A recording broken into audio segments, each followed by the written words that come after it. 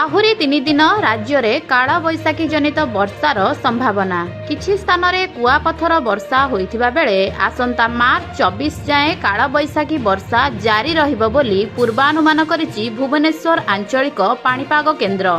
आज 12टी जिला यथा केन्द्रापड़ा, भद्रक, बालेश्वर, जगतसिंहपुर, सुंदरगढ़, केन्दुझर, मयूरभंज, जाजपुर, कटक, ढेंकानाल, अनुगुल और देवगढ़ रे बिजुली घड़घड़ी वर्षा पाई ऑरेंज वार्निंग जारी होईची। किछि स्थान रे प्रबल वर्षार संभावना रहिची।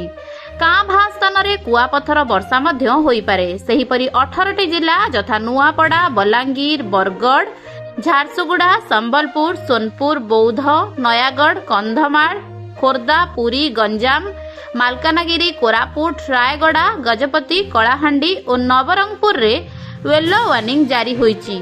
मार्च 23 और 24 तारिख रे 5टी जिला को येलो वार्निंग जारी करिछि पाणीपाग विभाग। तेबे वायुमंडलर उपरी भाग रे रहिछि लघुचापर प्रभाव। एथिसह उत्तर पश्चिम भारत में रहिछि एक ट्राप लाइन। एहा फल रे राज्य रे काल बैशाखी वर्षा हेउछि बोली विभाग कहिछि।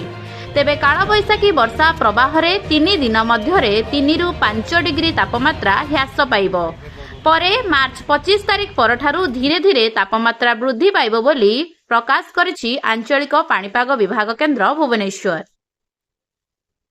आ येलो वार्निंग देइछु झारसुगुड़ा, संबलपुर, अनुगुल, ढेंकानाल, भद्रक, बरगढ़, सोनपुर, बौद्ध, जाजपुर आ सेटारे लाइट टू मॉडरेट वर्षा रहइबो। ता सहित घड़घड़ी, बिजुली आ झटका पवन रहइबो 40 रु 50 किलोमीटर पर आवर रे।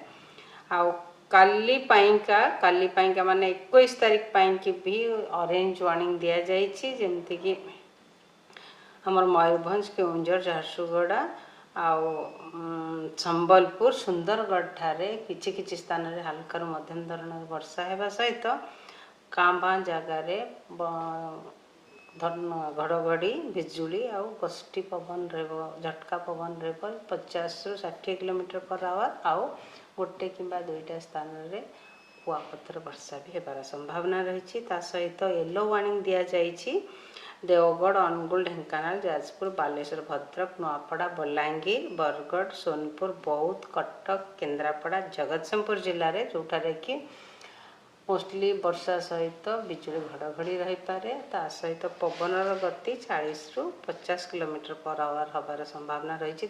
जो झटका पवन आम कहूचे। आ 22 तारिख कि पूरा ओडिशा राज्य रे वर्षा रहिबो।